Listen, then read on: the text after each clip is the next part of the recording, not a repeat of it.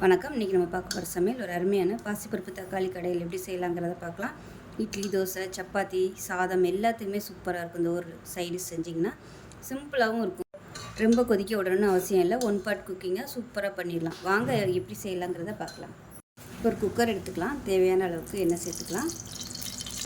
எண்ணெய் சூடாகவும் ஒரு டீஸ்பூன் கடுகு சேர்த்துக்கலாம். ஒரு டீஸ்பூன் உளுந்து சேர்த்துக்கலாம். கருவேப்பிலையில் சேர்த்துக்கலாம். மீடியம் சைஸ் பெரிய வெங்காயம் கட் பண்ணி வச்சுருக்கோம்.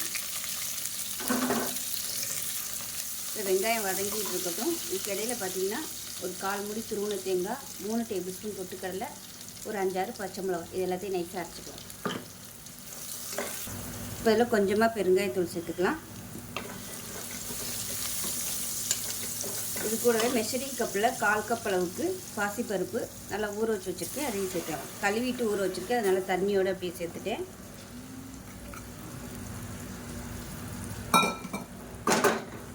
இது கூடவே மீடியம் சைஸாக 3 தக்காளி மிக்சியில் அடித்து வச்சுருக்கேன். அதை சேர்த்துக்கலாம்.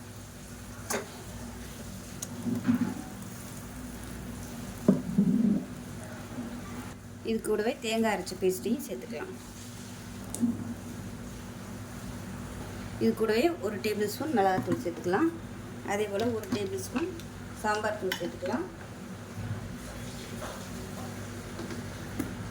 இதில் கொஞ்சமாக மஞ்சள் சேர்த்துக்கலாம். இப்போ மிக்ஸி அலசிட்டு குழம்புக்கு தேவையான அளவு தண்ணி சேர்த்துக்கலாம். இன்னும் கொஞ்சம் தண்ணி சேர்த்துக்கலாம். இது எல்லாத்தையும் கலந்து விட்டுட்டு உப்பு சேர்த்துக்கலாம். தேவையான அளவுக்கு உப்பு. இப்போ இதில் ஒரு கை அளவுக்கு கொத்தமல்லியில் சேர்த்துட்டு கலந்து விட்டுடலாம். இப்போ இதை மூடி விட்டுடலாம். குக்கரை மூடி வச்சுட்டு நல்லா ஒரு 5 நிமிஷம் விட்டுட்டு ஸ்டீம் போனதுக்கப்புறம் பார்க்கலாம். இப்போ நல்லா ஸ்டீம்லாம் இறங்கிடுச்சு. எப்படி இருக்குன்னு பார்க்கலாம். இந்த மாதிரி தான் இருக்கும். இப்போ கலந்து விட்டுக்கலாம். இப்போ இதில் தண்ணி தேவைப்படுச்சுன்னா நல்லா சூடான தண்ணி ஊற்றி நல்லா கொதிக்க விட்டுட்டிங்கன்னா சூப்பராக ரெடி ஆயிரும். ஸோ இதோட இந்த அளவுக்கு கெட்டியாக வேணும்னு நினச்சிங்கன்னா இப்படியே விட்டுடலாம். இல்லை இட்லி தோசை ஊற்றும்போது கொஞ்சம் தண்ணியாக வேணும்னு நினச்சிங்கன்னா நீங்கள் தண்ணி ஊற்றி கலந்துக்கலாம். நான் வந்து தண்ணி ஊற்றலை.